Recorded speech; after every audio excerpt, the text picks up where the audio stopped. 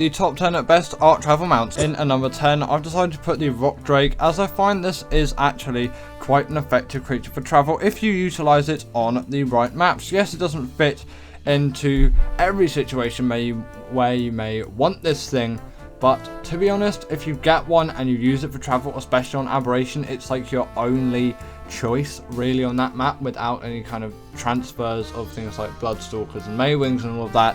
It is really going to do a lot of good service on that map, and it really does do you some good service on some other maps as well, like Gen 1 2 if you want to bring it over, and especially maps with a lot of things just like big objects everywhere for this creature to hold on to, because it's not particularly great with loads of flat terrain. I wouldn't bring it on the island of course, but still you can get quite a lot of leeway out of this creature even in some flatter environments. I'm using it in one here and I still did get across this place pretty quickly while also recording the B-roll, so it went pretty smoothly in my opinion, and it is definitely a very nice, fast, reasonably great travel mount. There's also got a load of great attacking abilities as well, which just help it along the way. Next up on the list, I've decided to put the Pteranodon, as I really do like this as a general flyer. I think it has a lot going for it, especially considering the level that you actually unlock this thing. It's sort of insane what you can get out of this creature. It's a little bit absurd, to be honest, the level on which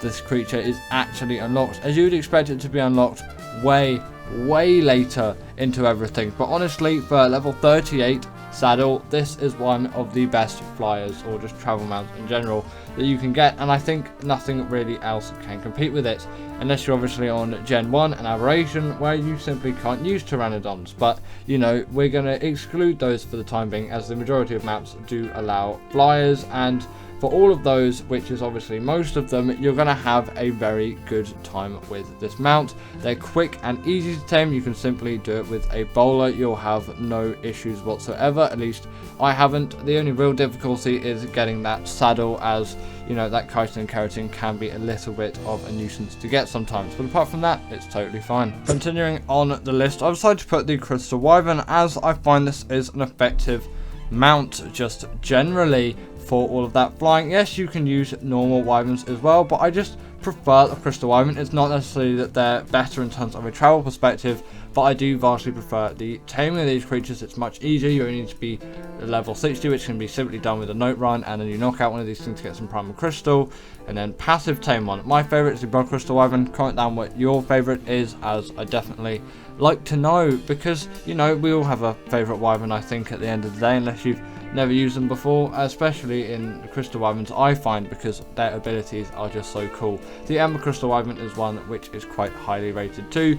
It has the same speed, mobility and rubbish turning circle as a normal wyvern, but they are really effective travel mounts, being like some of the fastest flyers in the game. I'm not including gliding abilities into that factor, just straight flying. The wyverns are some of the fastest out there, so they really do deserve this spot in my opinion, as I feel like, you know, they can be used quite effectively for a lot of travel scenarios. Coming up in the number 7 spot is the Snow Owl.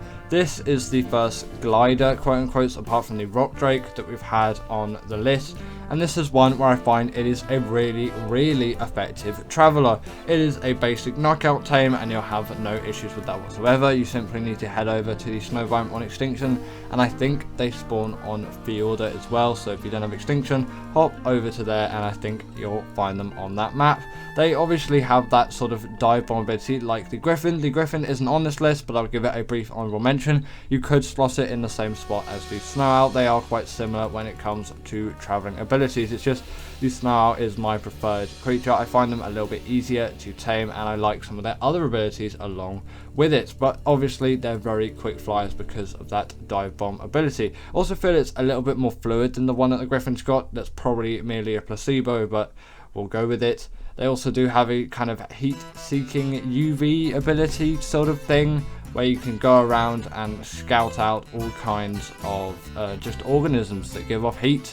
That can be used in whatever scenario you may need to apply it to. It sort of acts as night vision as well in some cases. Then obviously they can heal up creatures. You just need to level up their stamina more if you want to heal those creatures up for longer. If you're wondering why you can't heal creatures up for longer, it's because you need more stamina, so get that stamina cranking, and then you can heal some creatures for serious lengths of time and really get them healed up. It's great if you're just taming something and then its health is really low, like you've been training it for ages. You can simply heal it with one of these things and it's back up to scratch. The Daedon can't do that because it can only heal up your own creatures. And obviously snow owl pellets are going to be extremely useful if you're feeding scratches. You can get some insane loot. Next up, I've decided to put the Astrod Delphus, as I find this is a really effective speed mount. If you want to get somewhere really quickly, the Astrod Delphus or the Triple Ignatus, I'm gonna tag team them together because they are quite similar as creatures. Then you're gonna want one of these two. The Astrod Delphus is just my favourite though, so that's why I'm putting it here instead. They can dash across the map with insane speed, and that isn't even accounting for obviously any speed leveling that you may do, because you can't on these things like you can't on all flyers unless you enable it, but you can get some insane speed on these things totally like on official settings, and that is absurd. The only reason why you go for a Tropio, in my opinion, over the Astrod Delphus is the taming method is slightly less expensive. The maps that it spawns on tend to be better, and obviously the saddle is unlocked at a way lower level. But apart from that, the Astrod Delphus really does take the crown, in my opinion, for just being such a great travel mount. It can travel with such great speed and agility. It really is an effective mount for all of that. It's just like a dog fighter, but in Ark, essentially. In at number 5, I've got to put the Rogganatha. This is obviously a very recent addition to Ark, but it really has influenced a lot of great travelling, at least for me, and especially considering you can pick up things like Diplos and Rexes and Parasitotheriums. It's absurd what this creature can really do. It's sort of insane, really. It's like, honestly, mind-boggling from a person like me who's been playing Ark for absolutely ages. It's crazy how the game really progresses. I'm definitely here for it, even though I wasn't really when this creature first came out. It's obviously quite a rare one. You find it on the island and the Lost Island. It's very accessible to all you players out there because obviously it spawns on just the main map of the game. And sadly, it's the swamp biome, makes the swamp biome even more dangerous. But when it comes to speed and agility, the Rogganatha really just does have it. It can go with so much give. It's insane, really. You can fly for tremendous distances without really using up any stamina, and their weight is great. You can carry a lot with you, and you can travel with great speed too, which is something which sort of matters at the end of the day. So let's just continue on the list, shall we? Next up, I'm putting the Desmodus. This creature is truly an effective mount. It is a great glider, and it really has done a lot for me in terms of travel. It has the Sanguine Elixir as well, which is an absolute cheat for tames. I started a bit done like that with a click of a button. You'll have no issues whatsoever, or seemingly no issues whatsoever with the taming. You know, you never know what's going to happen. You could just get something like one of those ants just tear your tame to bits and you ruin all of its effectiveness. That's annoying. Has that happened to you before? Comment that down below because I want to know. Again, it's got the same gliding ability as the Griffin and the Snow Owl. It really is just such a nice thing for a flyer to have, and this really does utilize it very effectively. I like how it uses the gliding ability. It feels very smooth, even smoother than the Snow Owl's one, and I do prefer it as a travel mount. They're also only spawn on Fielder, like I think the Snow Owl, again, it does spawn on Fielder too, but if you are on that map, I would rather go for this creature than the Snow Owl. It's just more useful in terms of all of its other abilities for me as a PvE player, and I just prefer its general agility. In at number 3, I've decided to put the RG because this has been here for absolutely ages, and it is a go-to for me.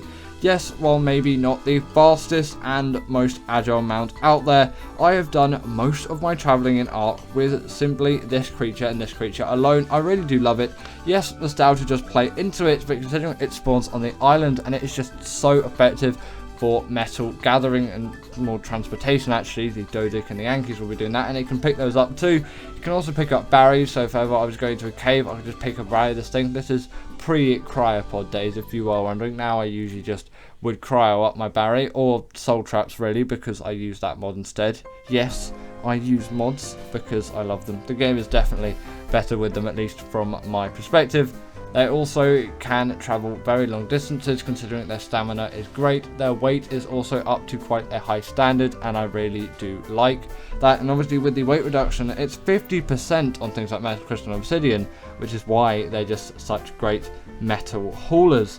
They also have a portable smithy as a saddle, so you can do anything you do in the smithy in the RG saddle.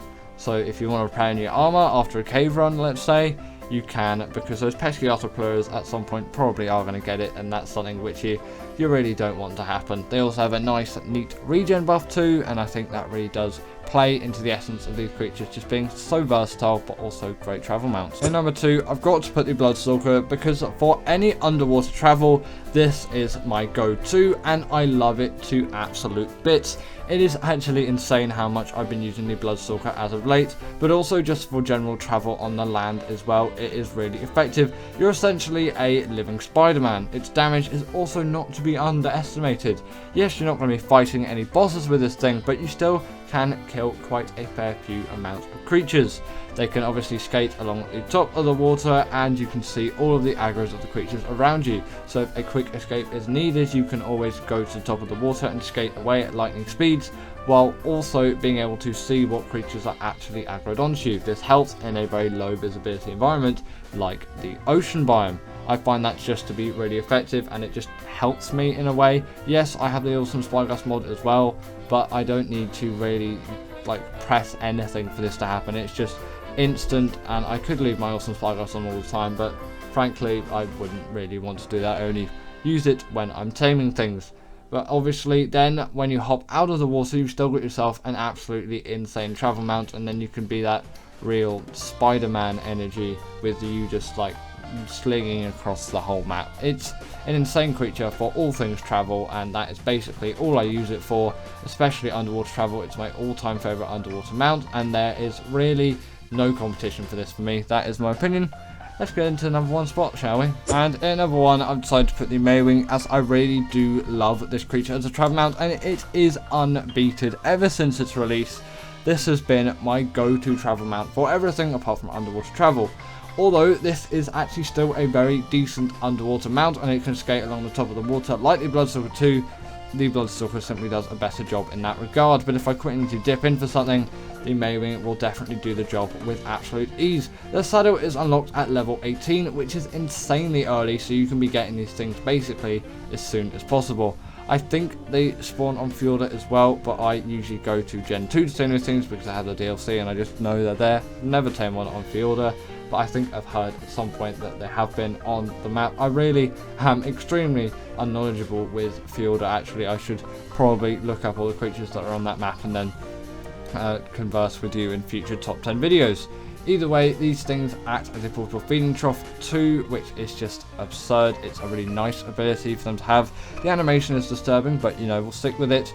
And they can gather berries too, but the main reason why they're such good gliders, because you might say, well, they're just the same as the rock drake really, but you can really get a lot more agility out of these things than the rock drake, and you don't need very, you know, you don't need a big difference in terrain elevation to get these things to actually fly far. In at number 10, I simply had to put the Vonaur. I really do love this as an art creature, and sort of just as a general concept. It really does work well with its spine attack abilities, just being one of the most enjoyable in my opinion. And it's sort of sad that Wildcard never really revisited this creature and sort of added something similar to it, but it also is technically a good thing too.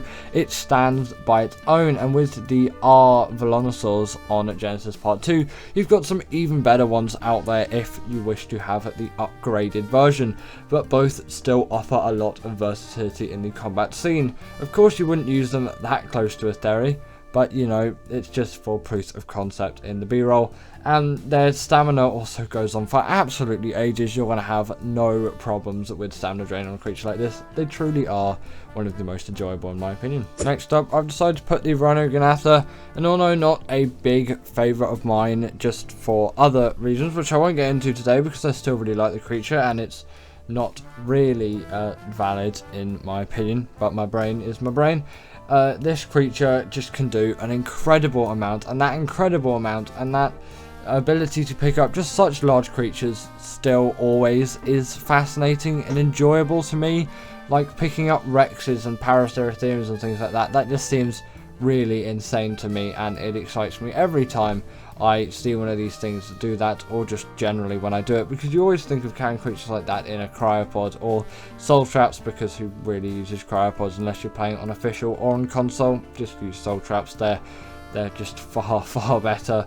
They are a little bit rare sometimes, I find, to actually tame, and the tame method is pretty enjoyable too, as long as you get it right. It's exactly the same as the Reaper tame method, except it just impregnates a dino instead of your own self, and you're also going to need a bunch of resources, which will appear on screen at some point, rather than the XP. So the tame method, in my opinion, isn't quite as enjoyable as the Reaper, but that creature's later on the list, and I think we'll talk about this thing a little bit later, but still a very enjoyable creature to ride around on, deal damage with, and pick up insanely large creatures with. Next up, I've decided to put the Gasbags on the list, as the idea of the Gasbags still just really excites me as an Ark player, and it's sort of comedically funny in the way it moves. It's just basically passing gas as it moves through the sky, because it doesn't actually fly in the sense of using its wings. It simply uses its air, which it fills up through its mouth. So,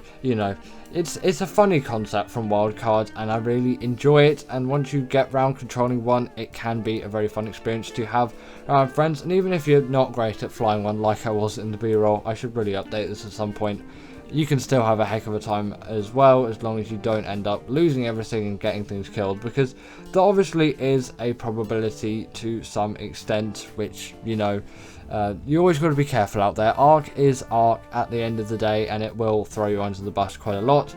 This is a really great traveller of heavy things, though. It has a great amount of weight, and it flies at quite a decent speed. Doesn't even need a saddle. The saddle's only there if you want to bring a mate along with you, which is why I said it's quite good if you've got a friend too. Just really adds to the enjoyable level of this creature, but also just playing games with your friends is generally more enjoyable than just playing it by yourself. In at number 7, we've got the Baryonyx, and I simply have to put this creature here, at least in my opinion, because of the huge experience that I've had with a creature like this. It really does excite me as an Ark tame. It is such an easy one, and yet so useful and versatile to the general Ark player. A lot can be done with a Baryonyx that really can't be done with other creatures, at least within the range of when you're going to be taming this thing. Its saddle's dirt cheap as well. It is an insanely great caving mount, capable of fitting into any sort of cave with absolute ease, apart from the artifacts of Skylord, but basically a dung beetle's not even going to fit in that either. You've got to crouch through bits of that. There's not really a point of bringing creatures into that cave. But when you do bring this into any sort of cave, you're going to demolish all creatures that you can find in the area. You'll have absolutely no issues with that whatsoever. You're going to tower through tons and tons of creatures and just have no issues whatsoever, health wise and damage wise, because they really do pack. They're great at swimming as well. With their spin attack, they can stun creatures like the size of Megalodon. They truly are fantastic tames, really enjoyable to ride on, and just generally really enjoyable creatures. Coming up next, we have got the Desmodus, and for me, is there really anything more fun than just a Bloodbag farm that can also do 30% of your tames with a click of a button? It is just such an enjoyable creature to have around.